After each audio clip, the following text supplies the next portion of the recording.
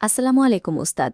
আজকাল সোশ্যাল মিডিয়ায় কাউকে ট্রোল করা, মিমে অপমান করা বা আড়ালে গসিপ করা এগুলো যেন আমাদের প্রতিদিনের বিনোদনে পরিণত হয়েছে। ইসলাম কি আমাদের এই আধুনিক অভ্যেসের ব্যাপারে কিছু বলে? ওয়ালাইকুম আসসালাম। তুমি যাকে আধুনিক বিনোদন বলছ, আজ থেকে ১৪০০ বছর আগে কোরআন অত্যন্ত সুনির্দিষ্ট ভাষায় একে ধ্বংসের কারণ হিসেবে চিহ্নিত করেছে। সূরা আল হুমাজাহ শুরুতে আল্লাহ বলছেন, ওয়াইলুল লিকুল্লি হুমাজাতিল লুমাজাহ, অর্থাৎ ধ্বংস সেই প্রত্যেক ব্যক্তির জন্য যে সামনে ও পেছনে মানুষের নিন্দা করে। এই বিভাজনটি লক্ষ্য করো। একপাশে আছে হুমাজাহ, যার অর্থ হল সরাসরি কারো সামনে অঙ্গভঙ্গি করে বা ব্যঙ্গাত্মক ইশারায় কাউকে লজ্জিত করা, আর অন্য পাশে আছে লুমাজাহ, যার মানে হল কারো অনুপস্থিতিতে তার ত্রুটিগুলো খুঁজে বের করা এবং তা নিয়ে গসিপ বা পরনিন্দা করা। আজ আমরা যে ডিজিটাল যুগে বাস করছি, সেখানে এই আচরণগুলোই লাইক, শেয়ার এবং বিষাক্ত কমেন্ট সেকশনের মাধ্যমে মহামারীর মতো ছড়িয়ে পড়ছে। তার মানে যখন আমরা স্ক্রিনের পেছনে লুকিয়ে কাউকে নিয়ে উপহাস করি কিংবা সাবটুইট করি, তখন আমরা অজান্তেই এই হুমাজা আর লুমাজার খাতায় নাম লেখাচ্ছি। ঠিক তাই, আমরা যাকে সাধারণ কৌতুক মনে করছি তা আসলে একজন মানুষের মর্যাদাকে ধূলিসাৎ করে দেওয়ার শামিল, যা কোরআনের বিধানে শাস্তির যোগ্য অপরাধ হিসেবে বিবেচিত। এই অবজ্ঞার মূলে কাজ করে একটি বিশেষ মনস্তত্ত্ব। দ্বিতীয় আয়াতে বলা হয়েছে, আল্লাদি জামা মালাউ ওয়া আদ্দাদাহ, অর্থাৎ যে সম্পদ জমা করে এবং তা বারবার গণনা করে, সে নিজের জমানো সংখ্যাগুলো দেখে মনে করে সে অন্যদের চেয়ে শ্রেষ্ঠ। এই ছবিটি দেখো, সম্পদের আধিক্য মানুষকে বাতাসে এক অদ্ভুত বিভ্রমের মধ্যে ফেলে দেয়।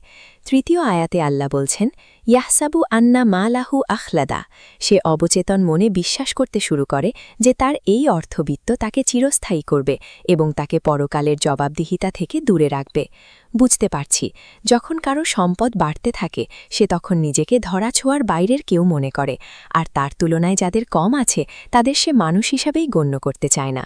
আর ঠিক এই বিন্দুতেই মানুষের ভেতর থেকে সহমর্মিতা বিলীন হতে শুরু করে। যখন আমরা মানুষের ব্যক্তিগত সত্তার চেয়ে তার নেটওয়ার্থকে বড় করে দেখি, তখন আমরা আসলে নিজেদের আধ্যাত্মিক পতনকেই ত্বরান্বিত করি। কিন্তু আল্লাহ এই দাম্ভিকতাকে চতুর্থ আয়াতে কঠোরভাবে প্রত্যাখ্যান করেছেন। কাল্লা লাইয়ুমবাজান্না ফিল হুতামা, কখনোই নয়, তাকে অবশ্যই নিক্ষেপ করা হবে হুতামাতে। এই দৃশ্যটি লক্ষ্য করো। হুতামা মানে হল দ্য ক্রাশার, বা যা সবকিছুকে পিষে চূর্ণ বিচূর্ণ করে দেয়। এটি এমন এক শক্তি যা মানুষের সমস্ত অহংকার এবং শ্রেষ্ঠত্বের দাবিকে মুহূর্তের মধ্যে ভেঙে দেয়। পঞ্চম আয়াতে আল্লাহ বলছেন, ওয়ামা আদরা কামাল হুতামা নারুল্লাহ হিলমু কাদা, তুমি কি জানো হুতামা কি? এটি হল আল্লাহর প্রজ্বলিত সেই আগুন যা সরাসরি অপরাধের হৃদয়ে আঘাত হানে। এই শাস্তির প্রক্রিয়াটি অত্যন্ত নিখুঁত। যারা দুনিয়াতে তাদের কথা এবং আচরণের মাধ্যমে অন্য মানুষের সম্মানকে চূর্ণ বিচূর্ণ করেছে, হুতামা ঠিক একইভাবে তাদের সেই দম্ভকে মাটির সাথে মিশিয়ে দেওয়ার জন্য প্রস্তুত। এই আগুনের সবচেয়ে অদ্ভুত বৈশিষ্ট্যটি সপ্তম আয়াতে বর্ণিত হয়েছে, আল্লাতি তাত্তালিউ আলাল আফ ইদা, এটি সরাসরি মানুষের অন্তরে গিয়ে আক্রমণ করবে। ওস্তাদ, সাধারণ আগুন তো আমাদের শরীরকে আগে পুড়িয়ে শেষ করে দেয়, এই বিশেষ শাস্তিটি কেন সরাসরি হৃৎপিণ্ডকে টার্গেট করবে? কোরআন হৃৎপিণ্ডকে আধ্যাত্মিক চেতনার কেন্দ্রবিন্দু হিসেবে উপস্থাপন করে।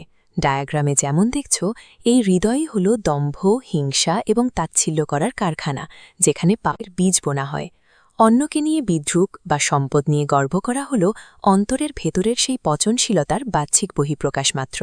ঐশ্বরিক ন্যায়বিচারের নিয়ম হল শাস্তিকে অবশ্যই অপরাধের মূল উৎপত্তিস্থলে আঘাত করতে হবে।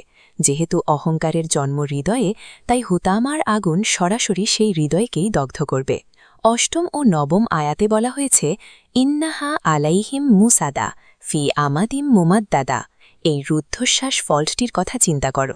প্রকাণ্ড এবং সুউচ্চ আগুনের স্তম্ভ দিয়ে তাদের চারপাশ এমনভাবে ঘিরে রাখা হবে যে সেখান থেকে পালানোর কোনো পথ থাকবে না। দুনিয়াতে তারা যেমন তাদের সম্পদকে লোহার সিন্দুকে তালাবদ্ধ করে রাখত যাতে কেউ ভাগ বসাতে না পারে, এই শাস্তির ময়দানে তারা নিজেরাই আগুনের সিন্দুকে চিরতরে বন্দী হয়ে যাবে। তার মানে তারা যে নিঃসঙ্গতা আর দূরত্ব অন্যের সাথে তৈরি করেছিল, সেটাই আজ তাদের চিরস্থায়ী ঠিকানায় পরিণত হয়েছে।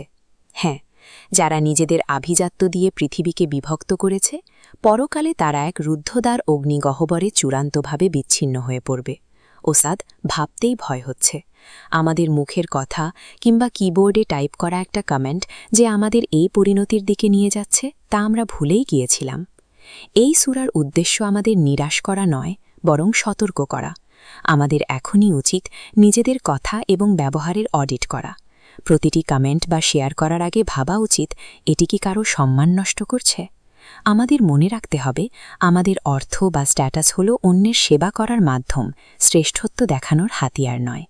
নিজেদের ভাষাকে সংযত রাখা এবং হৃদয়কে বিনয়ী করাই হল হুতানা থেকে বাঁচার একমাত্র পথ। আল্লাহ আমাদের সবাইকে সেই তৌফিক দান করুন। আসসালামু আলাইকুম ওয়া রাহমাতুল্লাহি ওয়া বারাকাতুহু। আমিন।